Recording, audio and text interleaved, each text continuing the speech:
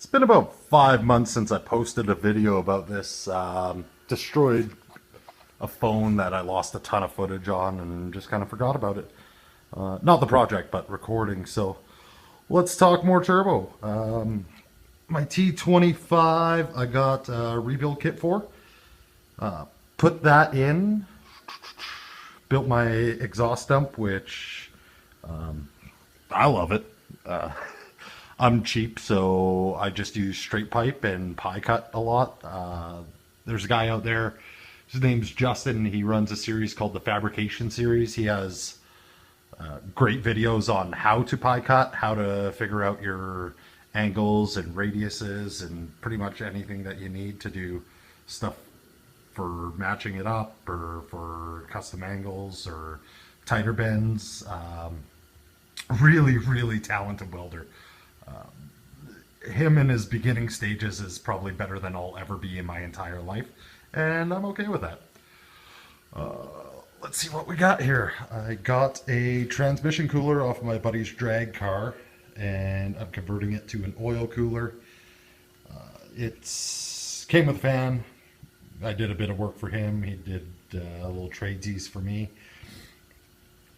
It's I'm still running the stock one as well, and this should just aid in the cooling because turbo is going to create quite a bit more heat. Let's see what else we got here. Yeah, it's really up in the open, and I'm fine with that. It's not a sleeper by any means, and it's still not going to be fast. It's just going to be peppy. So intake pipe I had to run under the intercooler. Yes, there is a gap between the body, and that gap will expand as soon as I get my gaskets in and tighten up the top bolt. So my intake filter is going to go there. This intercooler is off of a turbo coupe, circa 80s. They had a 2.3 turbo, I believe.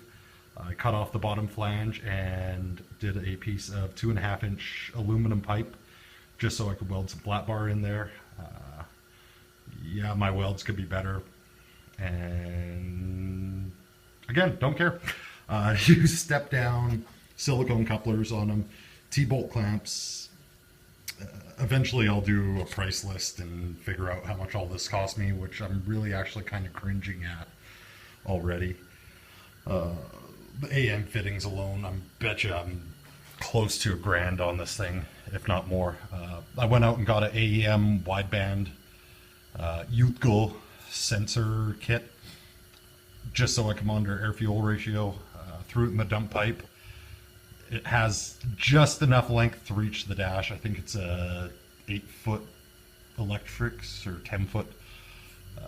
So I shouldn't have to extend it. I did call AEM and ask them if they had an extension harness or something that I could just cut and solder in some new wires, and they said, yeah, if you have to cut it and solder it, go for it. It shouldn't affect the readings at all, which I was happy about. My drain tube, instead of just a rubber hose with a hose clamp, I actually got AN stainless braided, yada yada yada. All my oil lines on this, I'm going to do stainless line with black fittings. All my fuel is going to be black cloth line with aluminum fittings. More so just so when I pull it all apart and have all my hoses laid out on the bench or whatever, I know where everything goes, relatively speaking.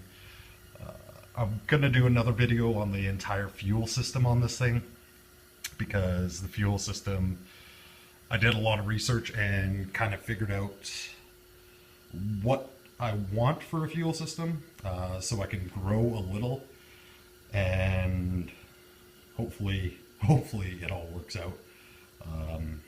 Ever since I built this thing last September, year and a half ago, give or take, I've been plagued with fuel tank problems because I just used the original tank that came with the buggy, and it's full of pinholes, so there's been a lot of epoxy sealing, pulling it out, and I said fuck it and went out and bought a brand new tank. So I'm probably going to get my buddy Brandon to weld up the fuel neck, the bumps in it, and I'm getting rid of the 1/4-inch feed line and going to an NPT. I think it's a 1/2 inch or a 3/4 NPT feed line, just so I get a little more fuel flow. Again, if I upgrade in the future, it'll definitely help things out. I'm also rewiring the entire buggy. It had, I believe it was an EMPI, whatever, custom buggy wiring kit, and everything in it worked except the headlight switch, and it came with that really crappy fuse block with fuses that you can never find. It did come with ample amounts of fuses, and I haven't blown one, but I also don't want to be stuck on the road in the middle of nowhere.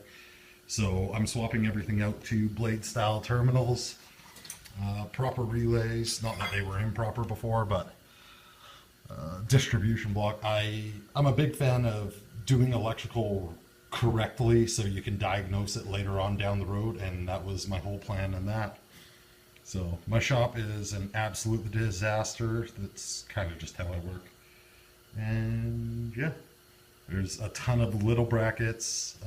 Like I said, I'll go over the fuel system one of these days and show you what I have planned out for that, whether it works or not. Again, it's to be found out. But that'll give you kind of an update as to how I'm mounting everything. I do have braces going up to the turbo. They're just kind of tacked, or sorry, to the intercooler and to the turbo, I guess. They're just tacked in for now. I still got to pull them off and weld them all.